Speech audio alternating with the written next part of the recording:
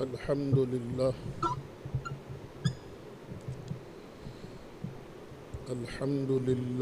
رب العالمين والعاقبة للمتقين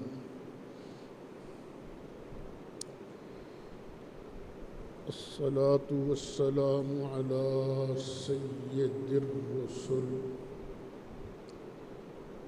وخاتم النبيين وعلى آله وأصحابه أجمعين أما بعد فأعوذ بالله من الشيطان الرجيم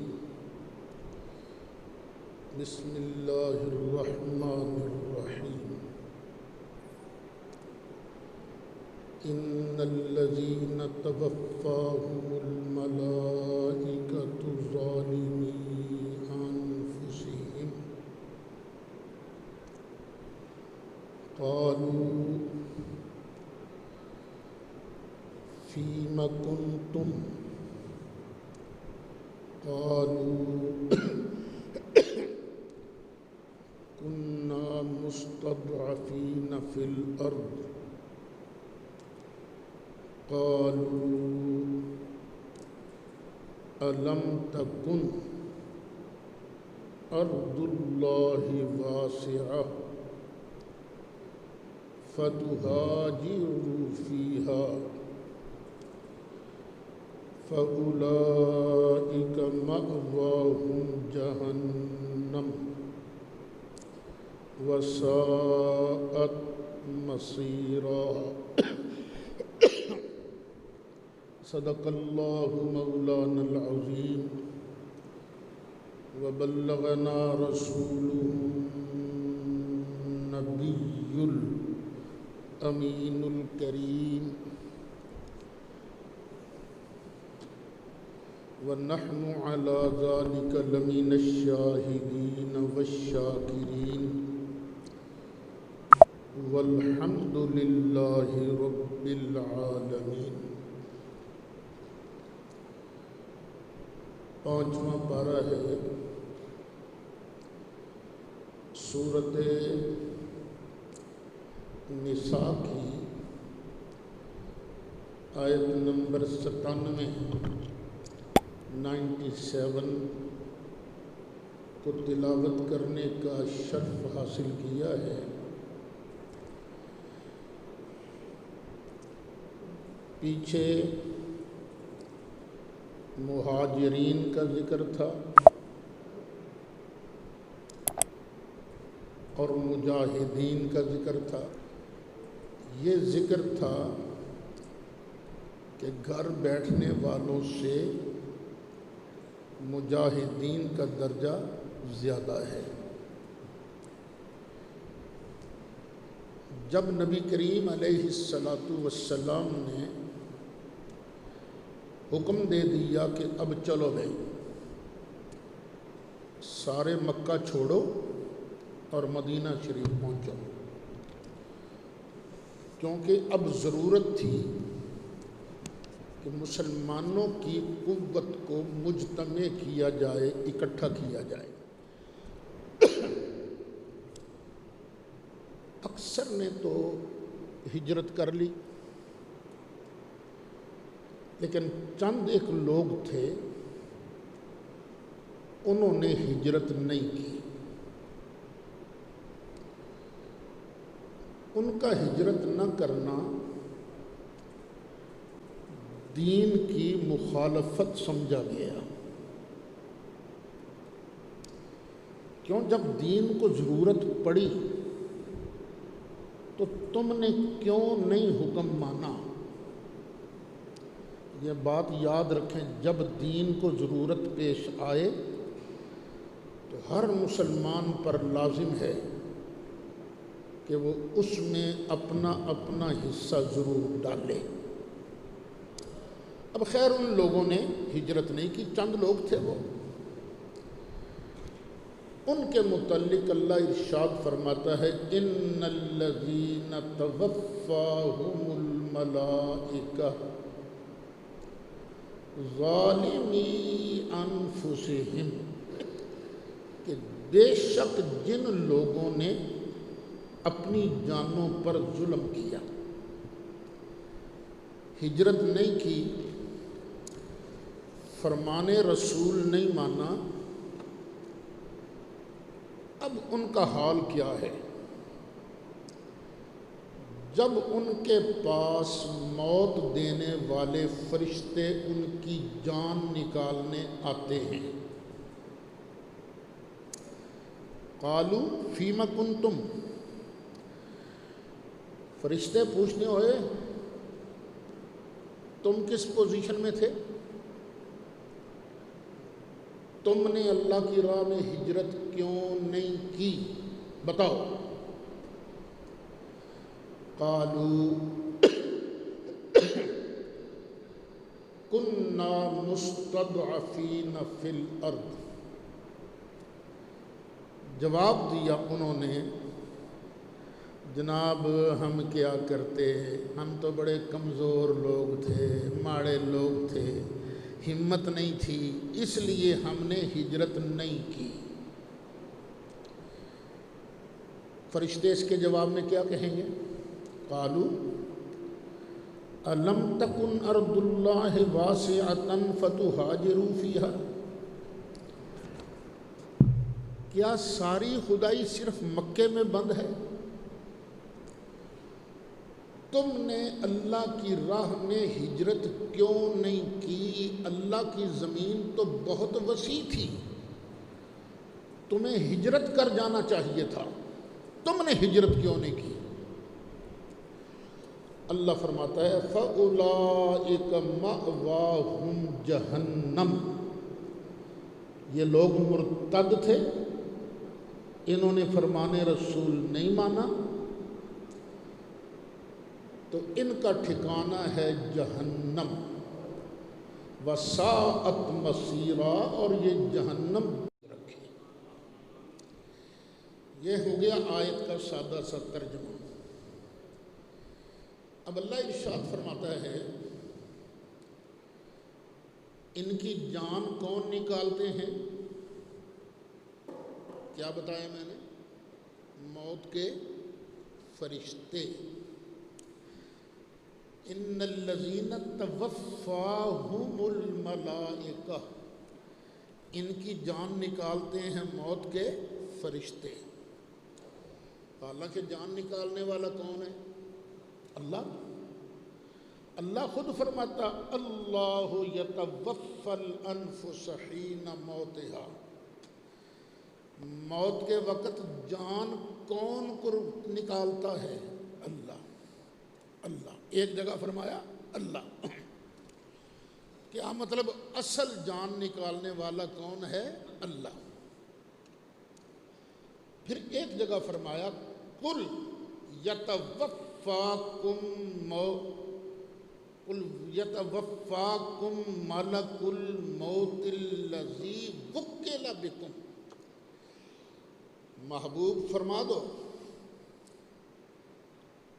تمہاری جان نکالتا ہے موت کا فرشتہ جس کی ڈیوٹی ہی یہ ہے۔ ایک جگہ کیا فرمایا؟ جان کون نکالتا ہے؟ اللہ۔ اب اس آیت میں کیا فرمایا؟ جان کون نکالتا ہے؟ ملک الموت جس کی ڈیوٹی یہ ہے۔ اور اس آیت میں کیا فرمایا؟ ان الذین توفاہم الملائکہ، جن لوگوں کی جان فرشتے نکالتے ہیں۔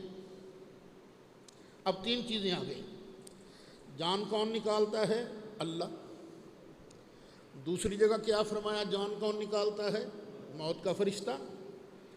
اب یہاں کیا فرمایا؟ جان کون نکالتے ہیں؟ موت کے فرشتے۔ تو اب اگر کسی کو سمجھ نہ آئے، ایک ہی آیت پڑھ کر ایک ہی مطلب بیان شروع کر دے تو وہ دھوکہ ہی کھائے گا نا، دھوکہ کھائے گا بھی، دھوکہ دے گا بھی۔ یہ بالکل ٹھیک ہے کہ جان نکالتا ہے اللہ، کیونکہ اصل کام کرنے والا کون ہے؟ اللہ۔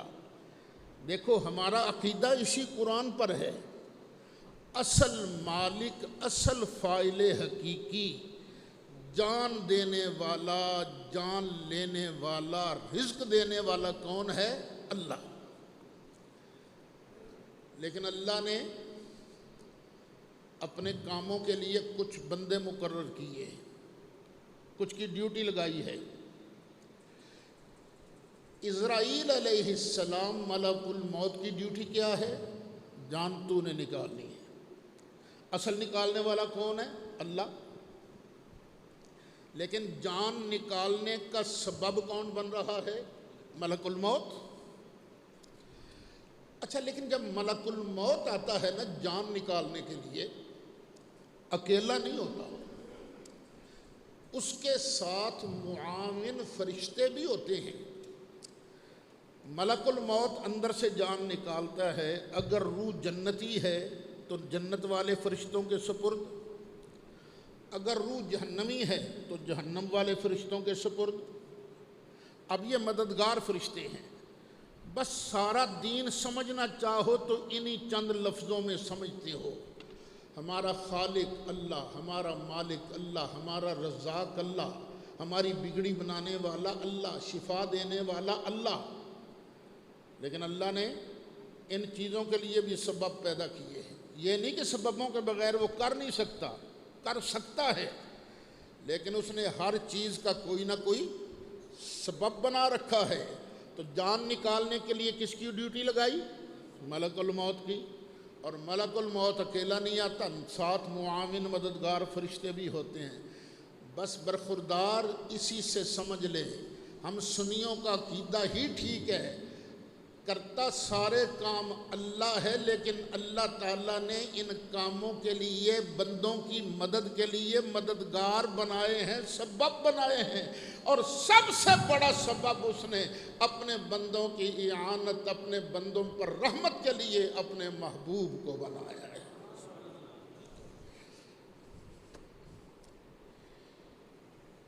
آگے فرمایا، جنہوں نے ہجرت نہیں کی وہ بنے مرتد۔ لیکن مالک تو ہر بات کو جانتا ہے نا، فرمایا الا المستضعفین من الرجال والنساء والبلدان۔ ہاں، جو مردوں میں سے کمزور ہیں، بیمار ہیں، چل نہیں سکتے، سفر کی ہمت نہیں، خواہ وہ مردوں میں سے ہوں، خواہ وہ عورتوں میں سے ہوں، خواہ وہ چھوٹے بچوں میں سے ہوں، جو کمزور تھے، لا یستطیعون حیلہ، ان کے پاس سفر کا حیلہ ہی کوئی نہیں، سفر کر نہیں سکتے، کوئی بندوبستی نہیں، ولا یہتدون سبیلا، اور وہ رستے تک پہنچ نہیں سکتے، ان کے لیے یہ سزا نہیں ہے۔ سزا کن کے لیے ہے؟ جو طاقت ہوتے ہوئے بھی انہوں نے مکہ شریف نہیں چھوڑا۔ تو یہ جو کمزور لوگ ہیں نا، حضرت عبداللہ بن عباس رضی اللہ عنہما فرماتے ہیں، یہ جو آیت ہے نا الا المستضعفین من الرجال، کمزور مرد، کمزور بچے، کمزور عورتیں، فرماتے ہیں میں اور میری ماں انہی لوگوں میں شامل تھے، یہ انہی لوگوں میں شامل تھے۔ فَأُولَئِكَ عَسَى اللَّهُ أَن يَعْفُوَ عَنْهُمْ، یہ جو لوگ ہیں نا ہجرت کرنے والے، اللہ ان کو معاف کر دے گا۔ جو ہجرت نہیں کر سکے، کمزور تھے، ان کو بھی اللہ معاف کر دے گا۔ وَكَانَ اللَّهُ عَفُوًّا غَفُورًا، اور اللہ تعالیٰ معاف فرمانے والا ہے، بخشنے والا ہے۔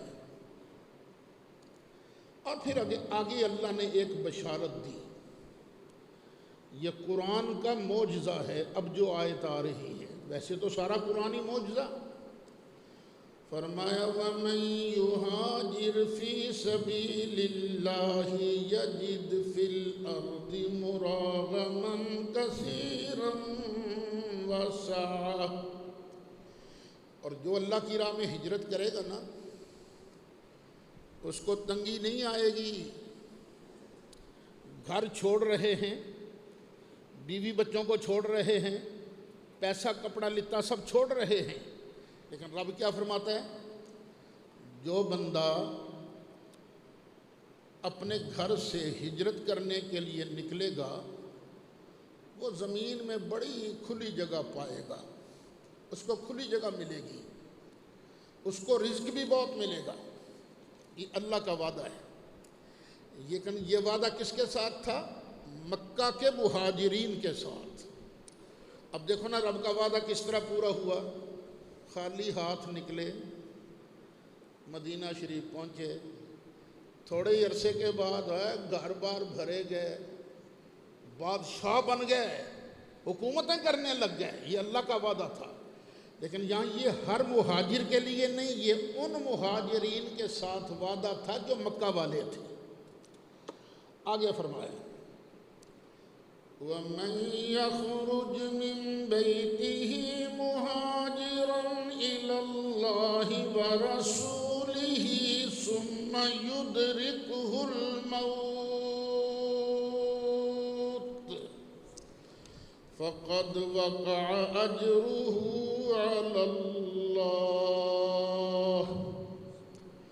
وَكَانَ اللَّهُ غَفُورًا رَحِيمًا.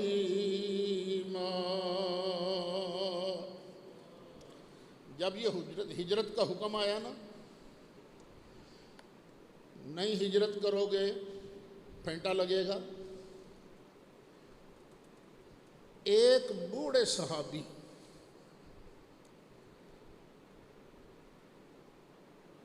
جن کا نام جندع بتایا جاتا ہے، انہوں نے کہا مجھے تو معافی نہیں ملی،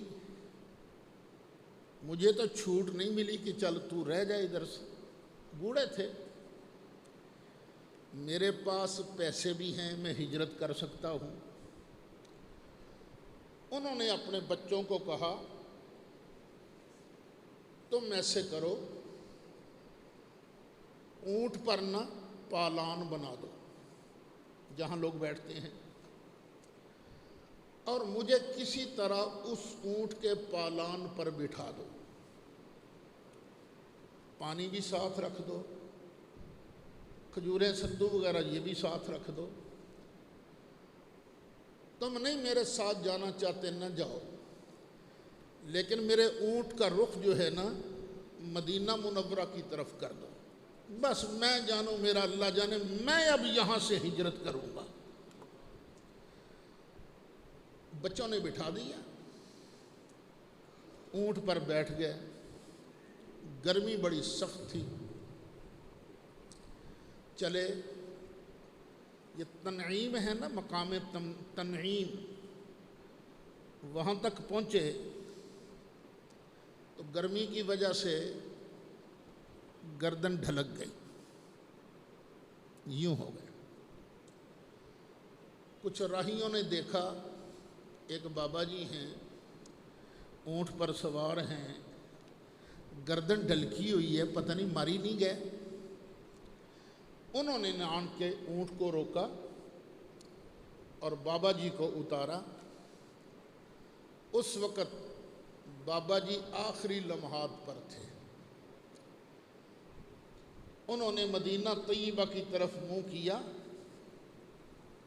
اور اپنے دائیں ہاتھ کے بارے کہا یا اللہ اس ہاتھ کو میں تیرے نبی کا ہاتھ قرار دیتا ہوں، اور یہ ہاتھ میں امتی کا ہاتھ ہے.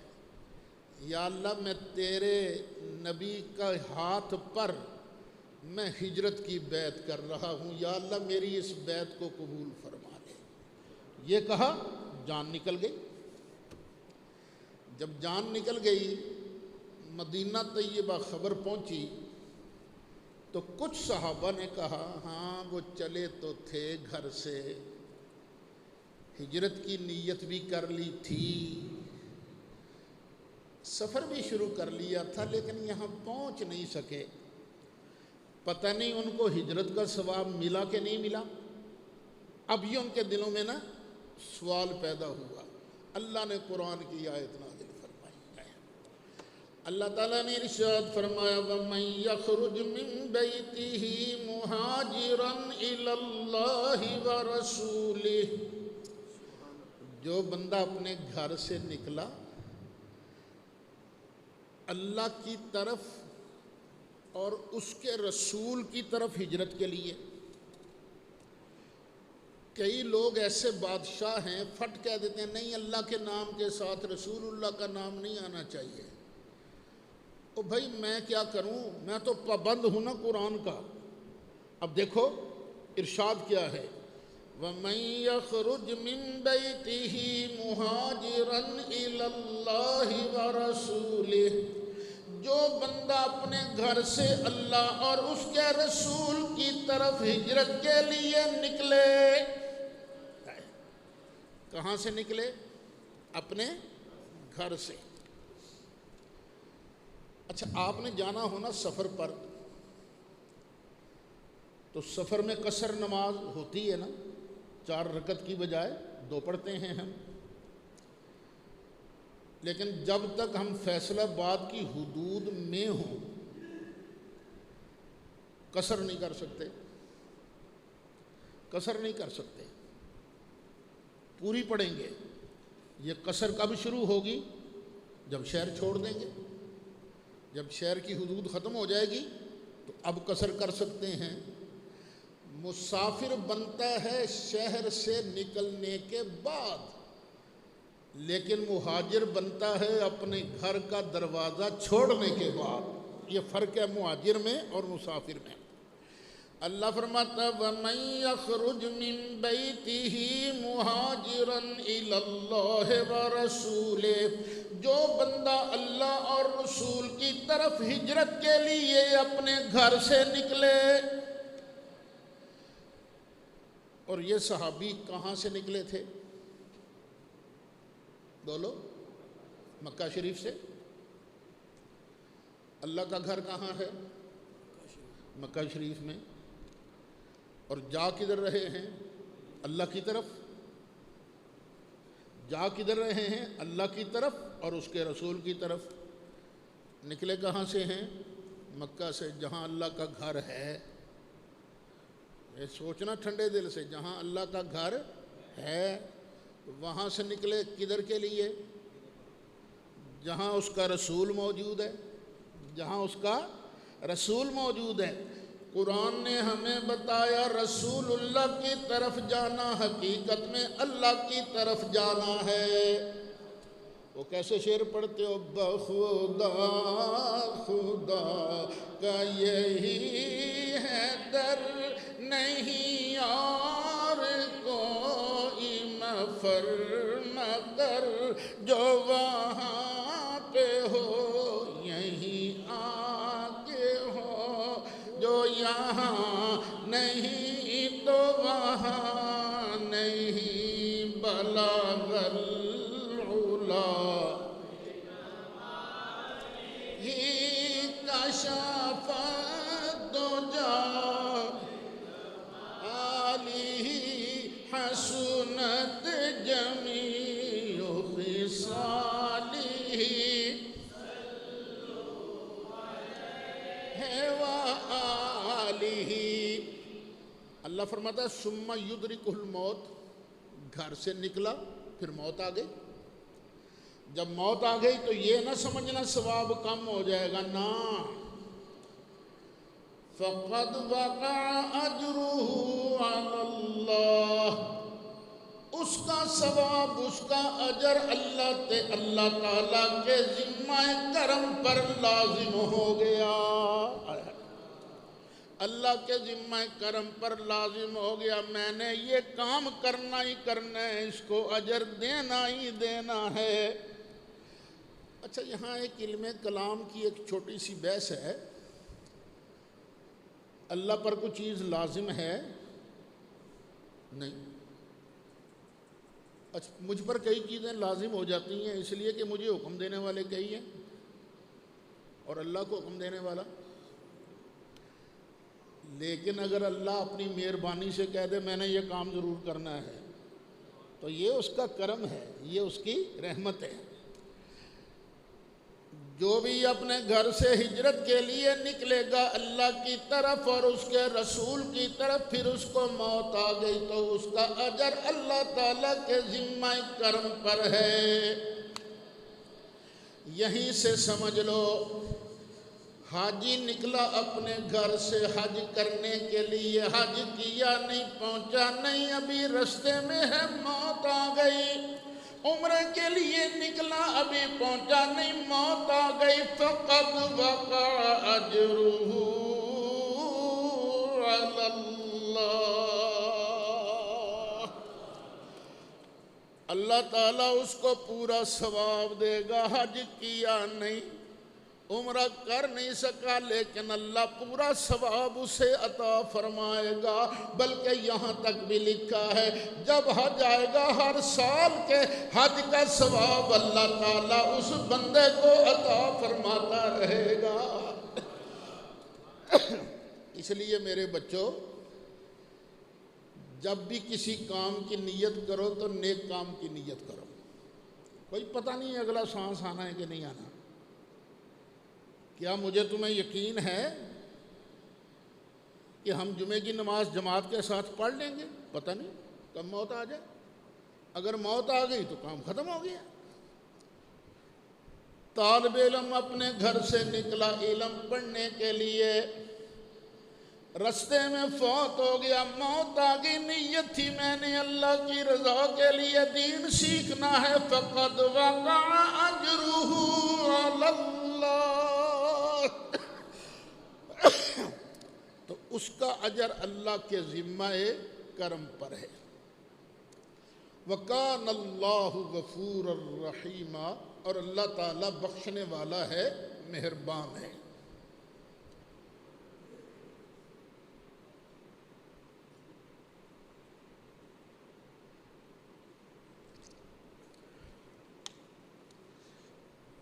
اچھا، جہاد کے لیے سفر،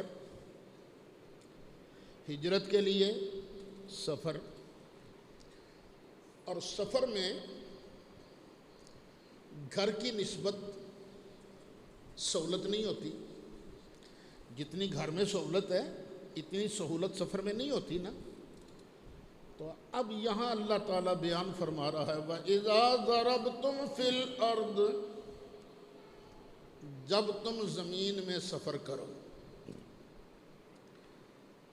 چونکہ اکثر طور پر سفر زمین پر ہوتا ہے، اس لیے نام آ گیا زمین کا، وگرنہ بندہ سمندر میں سفر کرے تو بھی یہی حکم، فضا میں سفر کرے تب بھی یہی حکم، جو بھی سفر میں ہو۔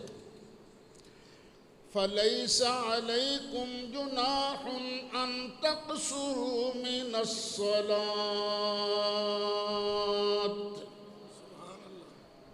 پھر اگر تم نماز میں قصر کرو تو اس کو گناہ نہ سمجھنا، یہ اللہ کی طرف سے انعام ہے، انعام ہے یہ۔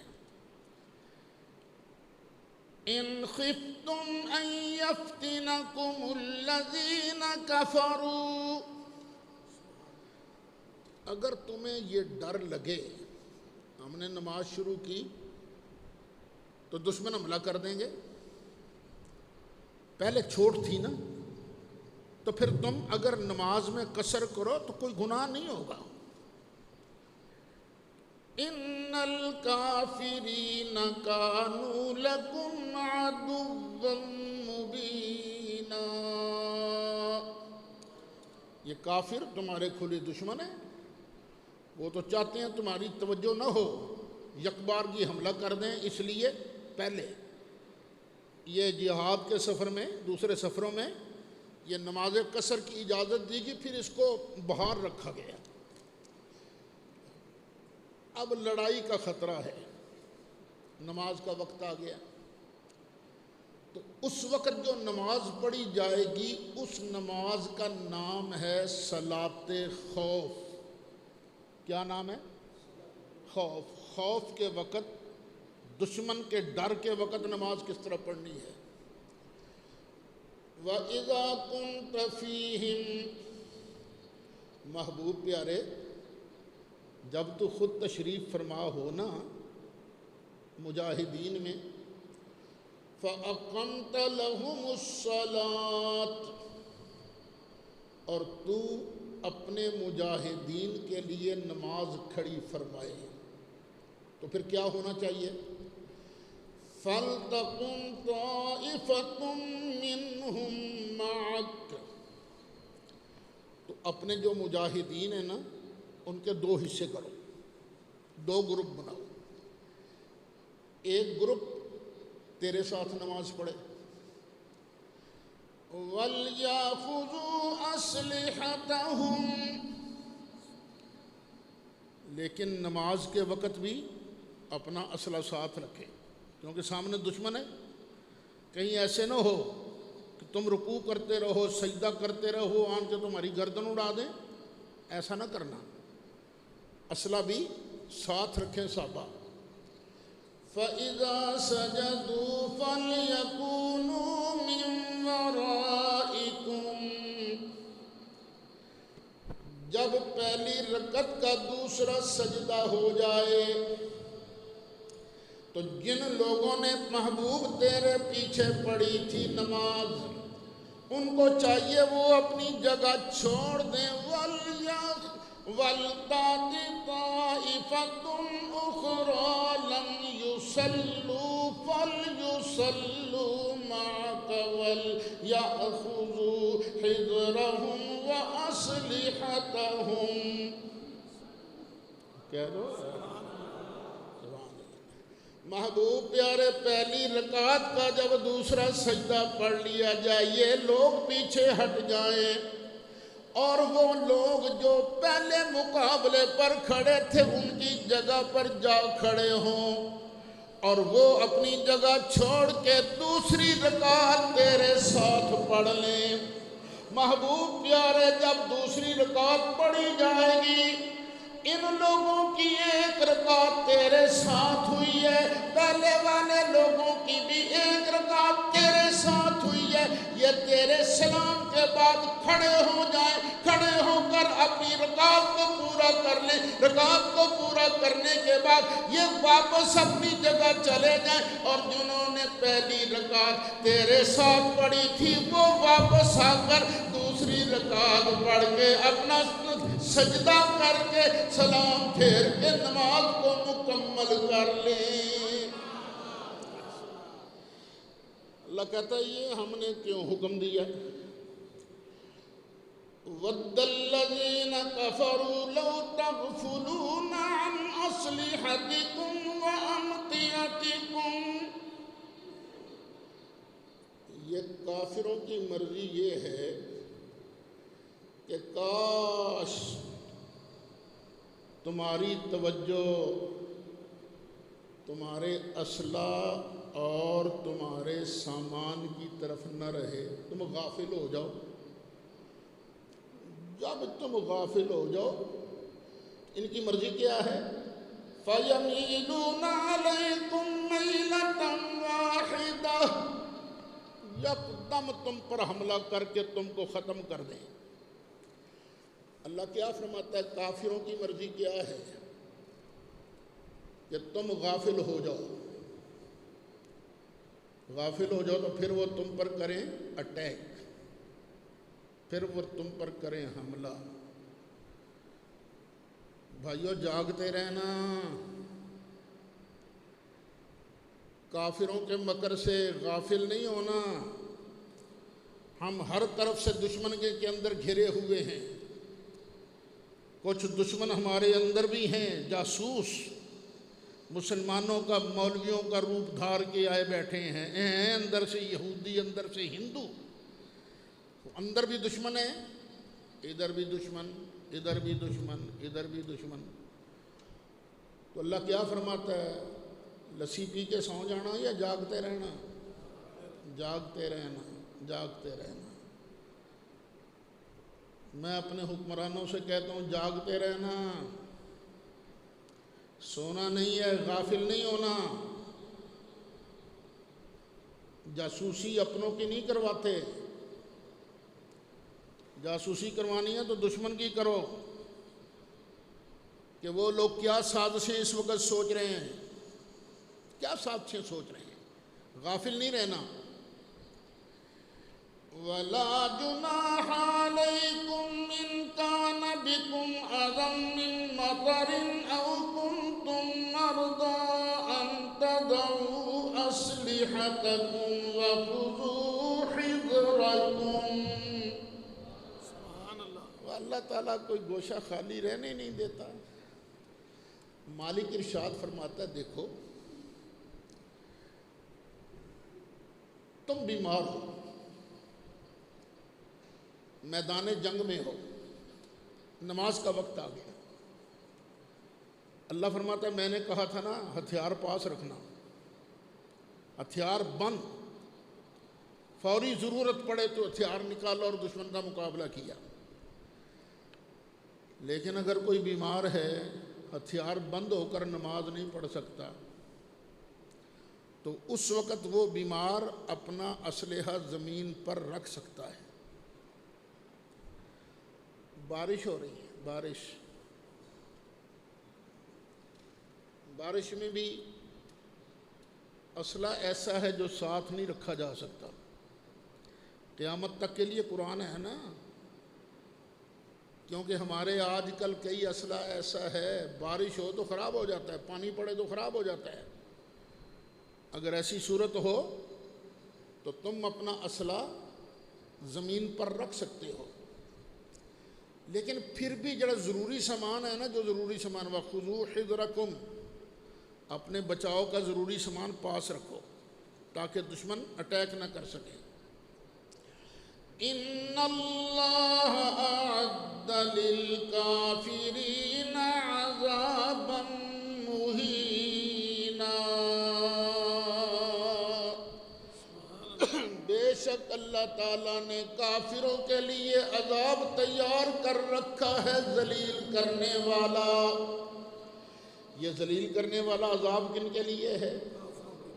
کافروں کے لیے۔ یہ نبی پاک کے جو غلام ہیں ان کے لیے ذلیل کرنے والا عذاب نہیں۔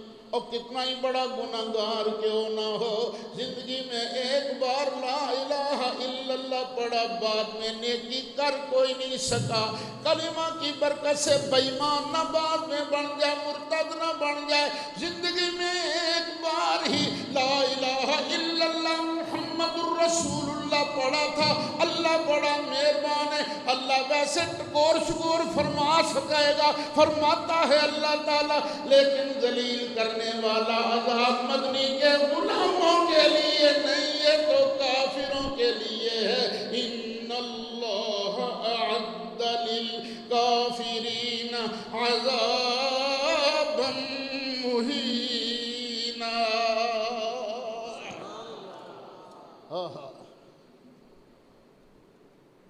فَإِذَا قَضَيْتُمُ الصَّلَاةَ، پھر جب تم نماز پڑھ چکو، نماز ہو جائے، پھر کیا کرو؟ فَاذْكُرُوا اللَّهَ، اللہ کا ذکر کیا کرو۔ نماز ہو جائے تو کیا کیا کرو؟ اللہ کا ذکر کیا کرو۔ قیاماً، کھڑے ہو تب بھی اللہ کا ذکر کرو۔ وقعوداً، بیٹھے ہو پھر بھی اللہ کا ذکر کرو۔ وعلی جنوبکم، پہلو کے بل لیٹے ہوئے ہو تو اللہ کا ذکر کرو۔ نماز کے بعد اللہ کا ذکر کرو، کھڑے بیٹھے پہلو کے بل پر لیٹے ہوئے اللہ کا ذکر کرو۔ اب اللہ کا حکم ہے اللہ کا ذکر کرو، کس کے بعد؟ نماز کے بعد۔ اور کیسے؟ کھڑے بیٹھے لیٹے، جس حالت میں بھی ہو اللہ کا ذکر کرو۔ اب یہ اللہ کا ذکر کون سا ہے جو ہر وقت ہو سکتا ہے؟ نماز ہوئی، دو بندے آپس میں ملنے لگ گئے، حال وال پوچھا۔ اب یہ تو نماز کے بعد ذکر نہیں کر سکتا، وہ تو بات کر رہے ہیں، حال وال پوچھ رہا ہے۔ ہم بھی جب جمعے کی نماز سے فارغ ہو کر میں نکلتا ہوں تو کئی ساتھی حال وال پوچھتے ہیں، تو ذکر کیسے ہوگا؟ اب ذکر تو یہ نہ بندہ کہے اللہ اللہ اللہ اللہ اللہ اللہ اللہ اللہ اللہ۔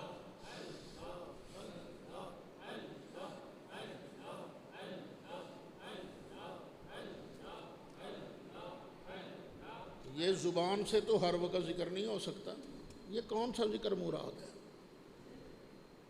یہ وہ ذکر مراد ہے جو یہاں سے ہوتا ہے، یہاں سے ہوتا ہے ذکر خفی۔